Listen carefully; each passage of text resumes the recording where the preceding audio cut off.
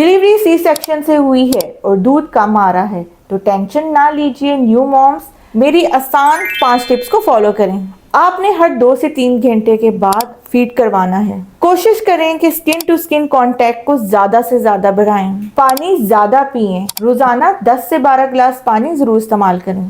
आप breast massage और warm compression का इस्तेमाल कर सकती हैं और जितना हो सके स्ट्रेस से दूर रहें। अब मैं आपको बताऊंगी वो कौन सी डाइट है जिससे आप नेचुरली ब्रेस्ट मिल्क को इंक्रीज कर सकती हैं।